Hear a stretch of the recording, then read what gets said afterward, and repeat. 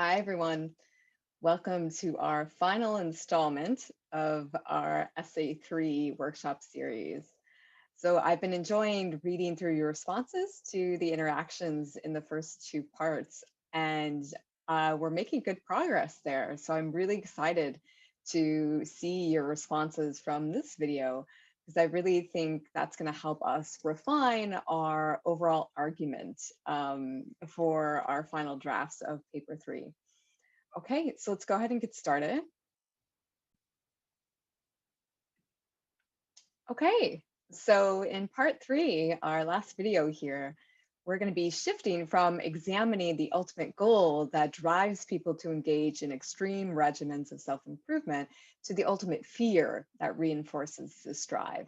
And so I think that shift to fear will help us kind of clarify what the goal is and help us make the shift from goals and fears to beliefs. Okay, which is our next focus then. And as several of you noted in your response, one of your responses for the part 1 video, you felt the most challenging part of the prompt was figuring out what the beliefs were that underlie high American style. And so by the end of this video, I hope you will have a stronger sense of what those beliefs are and will feel more confident heading into the final draft of Essay 3. And then lastly, we're going to take the 3 words that Vargar uses to define high American style: escalate, stagnate, and improve, and use them to forge a connection to Ehrenreich to explore how the beliefs associated with high American style might be linked to Ehrenreich's conception of poverty serving as a trap.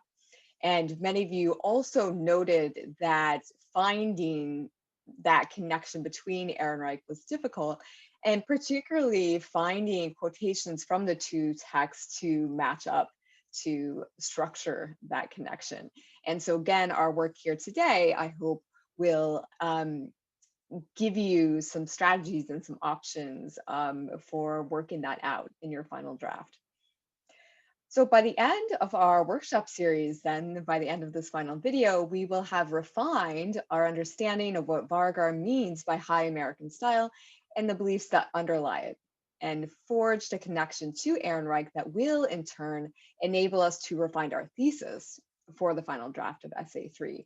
And so here we're really launching on to that term refine from the grading criteria, and keeping in mind that to move into the B plus range of the structural coherence, not work with assigned text, rather, category on our grading criteria, we need to not only use textual evidence to support our thesis, but to refine it. Okay, so we're really exploring strategies here for how we go about refining our argument, our ideas, our close readings. And as you've seen, using dictionaries, using synonyms, using examples from those definitions can really help with the brainstorming process and helping to make our ideas and connections more accurate, right? Which is part of the definition of refined, right? To make more subtle and more accurate. Okay, and so at the end of part 2, where we left off was with a sample response to the question of what the ultimate goal is of engaging in a regimen, such as the new skincare. Okay, and our response here, so the synonyms of the word improve suggest that for Americans, engaging in self-improvement regimens is a form of competition. In other words, Americans engage in self-improvement regimens not simply for the sake of improving themselves, but in order to prove that they are better than other people. Okay, and we pulled out that sense of competition from the dictionary definition of improve, particularly the synonyms, right? They were like to beat, right? And also the examples. Okay, so now we're going to take the sample response yet another step forward by shifting our attention to the fear that reinforces the drive toward this goal. To help us do so, then let's take another look at our quotation from Varger, which is so central to an understanding of the key phrase that appears in our prompt, High American Style. And I think at this stage in our workshop series, we pretty much have memorized this quotation, right? We're so familiar with it. And that just underscores the power of rereading, the importance of rereading, right? And how rereading is necessary in order to be able to refine our ideas. Okay, so I'm sure you can repeat it with me now, right? Without even looking at it on the slide. So the end product of a skincare regimen isn't perfect skin, but the regimen itself, something that in High American Style, you have to steadily escalate over time lest you stagnate. Don't you want to improve? Okay, so for our first interaction here, so what one word from this quotation best represents what people who adhere to regimens in High American Style fear? So what one word from this quotation seems to link to the notion of fear?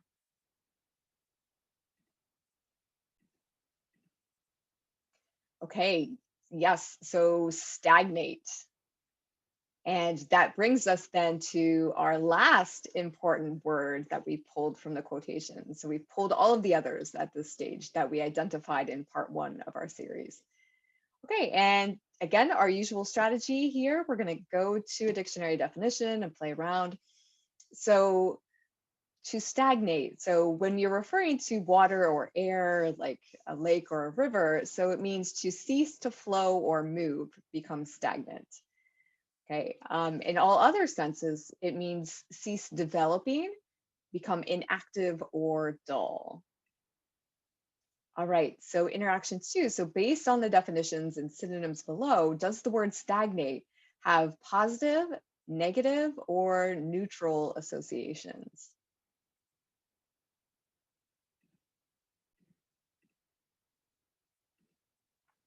Okay, um,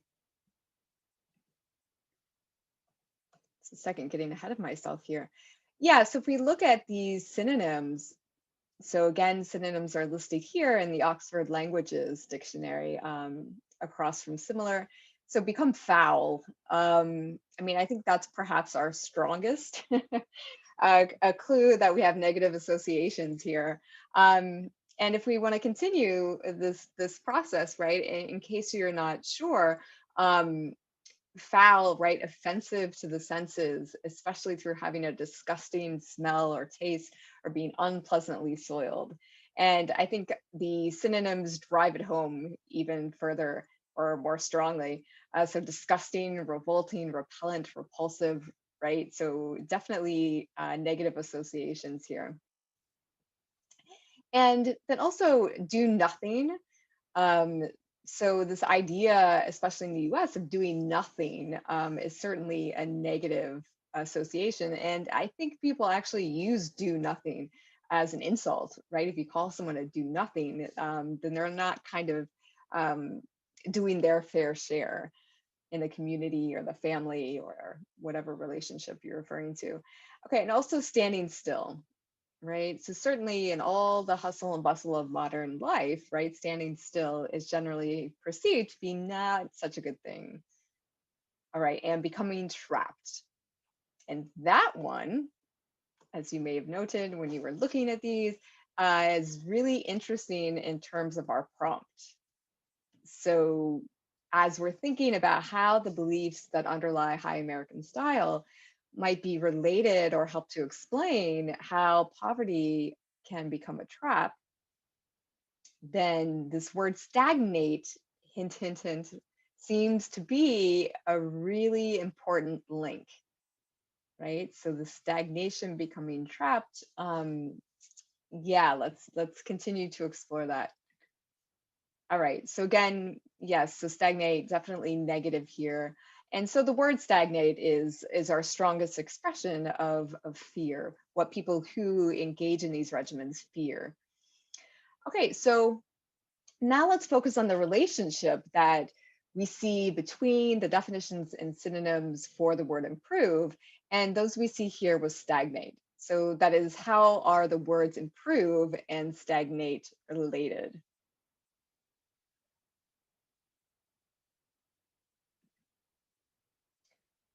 Okay, so for example, if we think back to the meaning of improve that indicated an improvement in mental capacity, then we can see the link here between the goal of mental improvement specifically and a fear of mental dullness or stagnation. And when we think back to the associations improve has with competition, we can see how this would be linked to a fear of standing still, quote unquote. So, in other words, being left behind at the starting line, so to speak, right? In the competition that's kind of fostered and encouraged, certainly, within this economic structure of capitalism within the US. Okay, so now let's pull all of our explorations of the dictionary definitions of the words we quoted from Varga's quotation, along with the results of our close readings to help refine the sample response we generated in the previous video. So our sample response, as you can see on the left here, focused on the word improve. Now let's work to revise the response so that it functions as an overall definition of what Varga means by high American style. Okay, to do so, we will need to incorporate the meanings of the other important words that Varga uses to define high American style. So again, this all focuses on improve. So to make this a comprehensive working definition of what Varga means by high American style, we need to bring in those other words. And of course, what we're working for here is a few sentences or so that you can integrate into your final draft of essay 3 to make sure that your definition of high American style is accurate. Okay, so let's take a look at the structure of the sentence. So based on the way the sentence is constructed here in our quotation, which of the important words that we pulled from the quotation in part 1, in addition to improve, does Varga use to directly define what she means by high American style? Okay, so which of these important words besides improve should we focus on incorporating to make this a thorough and comprehensive definition of high American style?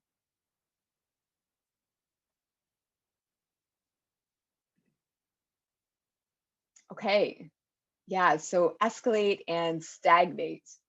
And notice how those words come here after this dash, along with high American style, right? So that dash structurally, it separates the style, high American style, from the regimen, which is performed in this style, right? So in other words, the end product of a skincare regimen is a perfect skin, but the regimen itself, something that in high American style, so everything from here on after this dash is working to define high American style for us. So certainly we want to integrate the kind of meanings and associations of escalate and stagnate into our definition here. Okay, so now we're ready to return to our sample response and refine it by adding the meanings and associations of escalate and stagnate to the work we produced with improve. And as you'll recall from part 2, so escalate means to increase rapidly and has associations with tensions, problems, and war. So we use these associations to brainstorm an interpretation of the quote unquote war that women are engaging in when they adhere to the new skincare regimen. So the war against imperfection. And also a lot of you came up with another really effective interpretation. So kind of the war for social acceptance, right? So to kind of compete against other people for kind of praise and acceptance, which I think works really well. Okay, or now that we've refined this response, it's no longer a war against imperfection or war to achieve perfection, but a war against anything standing in the way of ever increasing, in other words, escalating demands of self-improvement, right? So again, as we worked out in our earlier videos, so the goal here is not perfection based on this quotation from Varga, it's improvement, right? Continual self-improvement. Okay, and with stagnate, as we've just explored, we saw how the drive for self-improvement, which in the US, within this wider system of capitalism, is based in competition and the consumption of high-priced goods. And actually thinking about how the consumption of these high-priced goods allows people to compete, right? That's where the bragging comes in, right? Well, I've spent, most of my paycheck on this really expensive stuff, right? And to feel compelled to brag about that is our indication that there's some form of competition happening here, right? Okay, and so seeing how the drive for self-improvement is linked with the fear of a lack of improvement or of mental dullness, right? The definition of stagnation here, of losing the race, we might say, quote unquote, of continual self-improvement. Okay, so one version then of, or I guess to get us started here, is we've switched kind of the first part of the response. So it reads like a definition of high American style. So before, again, we were focusing on synonyms for improve. So let's just switch it up. So the phrase high American style, as Vargar uses it, indicates that, and then we're laying out the definition. All right, which leads us to interaction 5. So with these definitions and associations in mind, which we'll keep here on our slide so you can reference them, revise the sample response to the left, which begins to define for us what Vargar means by high American style. However, as we've noticed, right, it focuses only on the word improve. So your goal for revision and refinement then is to incorporate the meanings and associations of the other important words that Vargar identifies with high American style. So escalate and stagnate. And here you want to aim for approximately 3 to 5 sentences, and feel free to keep the 2 sentences from the sample response if you'd like. So basically we've worked and collaborated together. So this is kind of the intellectual property of our class, let's say. Okay, and so you can keep those sentences kind of integrating into their structure, the meanings of the other words, or you can keep these the same and then add another sentence or two that brings in as escalate and stagnate.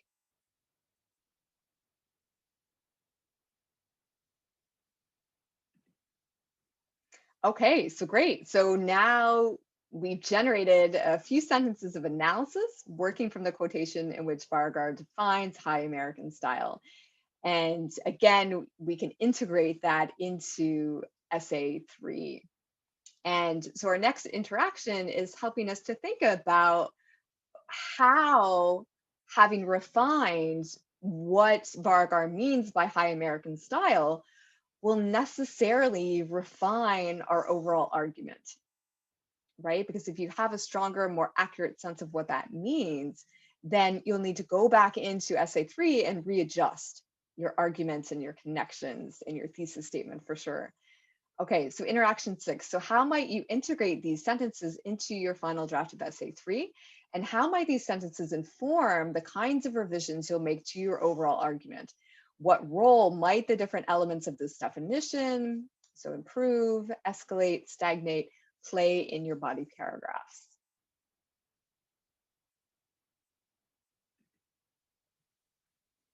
Okay, which then leads us to a series of questions here for some self-reflection. And certainly in terms of the writing process and building and developing our skills as writers and also revisers of our own work, self-reflection is really important. And so we want to pause here and make sure we have that time and space to reflect.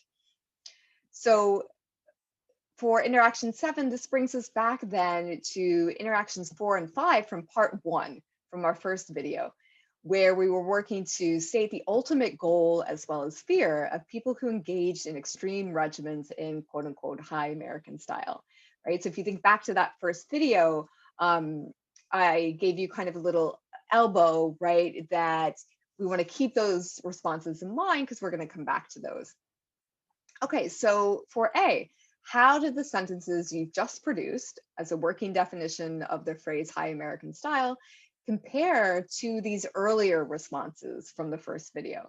And here, take a few moments to go back into the video for part one to review your responses for those interactions. And so you want to copy and paste these responses into your new response here for interaction 7, pointing out the kinds of changes your initial thinking has undergone over the course of our Essay 3 workshop videos. So this will give us a nice concrete sense of the kinds of progress that we've made. And B, based on the work we've done together in these 3 videos, what strategies can you use and take with you into XPOS and into your other courses here at Rutgers to help refine your initial responses to prompt questions? That is, to make them more subtle, accurate. And C, in your final draft of Essay 3, how might you use textual evidence and the concepts, word choices, etc., that the textual evidence you select contains to not only support your argument, but also to refine it? And again, as you'll recall, our grading criteria requires the use of textual evidence to complicate or refine your argument in order to earn a B+ in the work with assigned text category. And so in later workshops, we're going to start talking about complication and complexity. Okay, so now that we've reflected and we've defined in a subtle and accurate way, we might say, what Vargar means by high American style, we're ready to identify the beliefs that underlie this style, right? So again, one of the more challenging parts of this prompt. Okay, so based on the working definition of high American style that you generated in these last few slides using this template here to the left, right? So this is improve, and then we need to add in the ideas of escalation and stagnation. So what can we tell about people who engage in regimens, or rather, what can we tell about what people who engage in regimens in high American style value and believe? For example, if they value self-improvement, what do they believe about an individual person's ability to improve themselves?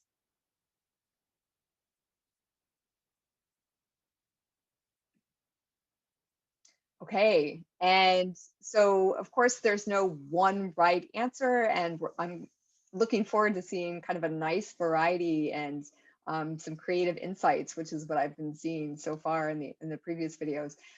So samples. So this value, we're valuing not only self-improvement, but continual self-improvement, right? So self-improvement that has to continue to escalate and in order to be meaningful. And also self-discipline, right? So kind of thinking about how other key terms from Vargar's argument can come into the discussion. So self-improvement, in order to achieve that in high American style, that requires a certain degree of discipline, right? So using Foucault's term there, so self-discipline, and also proving oneself to be better than other people, right? So valuing this competition and valuing how feeling better than other people contributes to our sense of self-worth. Okay, and then beliefs. So kind of shifting from values to beliefs here. Okay, so if we value continual self-improvement, then we believe that the self can and should, right? Those are beliefs, should be improved continually at an escalating rate. And we believe that whether or not one is able to improve oneself comes down to whether one has enough self-discipline, right? So in other words, if you're not continually improving yourself, then according to this view, right, this view that underlies high American style, that means you don't have enough discipline, right? You're not trying hard enough. Okay, and also that if one doesn't engage in increasingly intense regimens of self-improvement, one will become stagnant, right? That's the fear we identified, left standing still in the quote unquote race for self-improvement, and the purchasing of consumer goods that in the US are marketed as being able to deliver the self-improvement. right? So we're not talking about just kind of any kind of self-improvement, but particularly the self-improvement that comes from consuming marketed goods. All right, so now that we've identified some of the beliefs, we've brainstormed these beliefs that underlie high American style, we are ready to make our connection to Ehrenreich. Okay, so the next challenging portion of what the prompt is asking us to do. So interaction 9, so how might the values and beliefs listed below affect how people view those who are poor? And I think that's the core of the connection the prompt is asking you to make, right? So how might the values and beliefs listed below here that are associated with high American style, so how might those affect how people view those who are poor?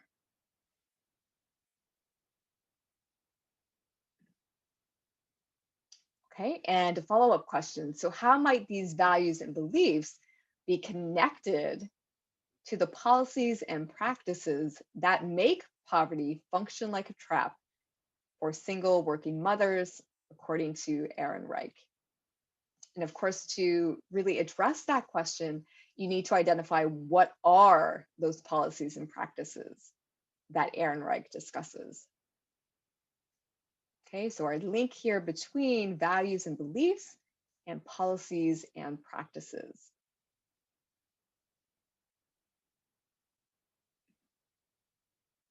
Okay, and with that, you have your connection to Ehrenreich and what might be what I am sure are the seeds of a revised and or perhaps completely new thesis for the final draft of Essay 3. Okay, so I really look forward to seeing what you came up with there. And I definitely don't want to go over any samples at that stage because I would love to see the kind of variety and creativity that you're able to kind of develop in your own. And I don't want that to be, if we use one of Varga's words, stagnated, kind of locked in by whatever sample I throw up here on the slide. Okay, so great work. And looking forward, so our follow-up activities moving into the final draft of Essay 3. So at this point, we're ready to think through this new or revised or refined thesis more fully in a discussion board activity where you'll generate the materials for a new body paragraph and receive feedback from your classmates on that.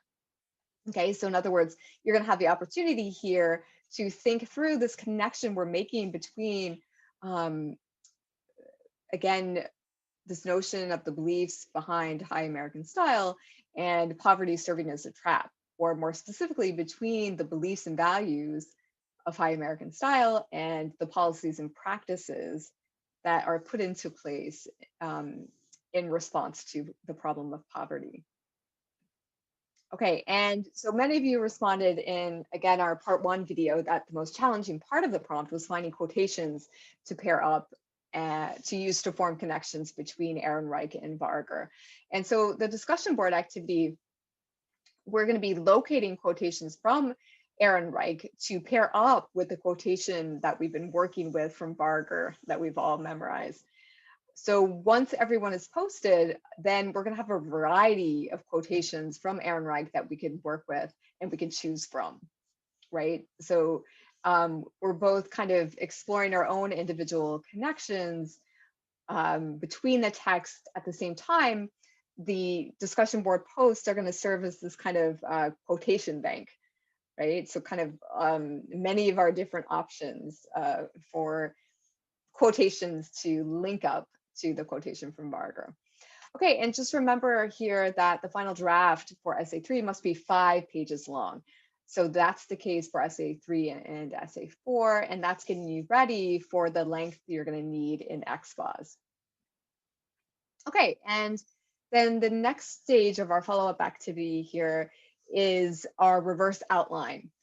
So once you've developed these materials for new body paragraph that have allowed you to think more fully through this connection between Varga and Ehrenreich, then you're ready to think about how you're going to structure that newly refined argument so that it progresses over the course of your essay, right? From one body paragraph to another, where one body paragraph builds on the one before it and prepares the reader for the one after it.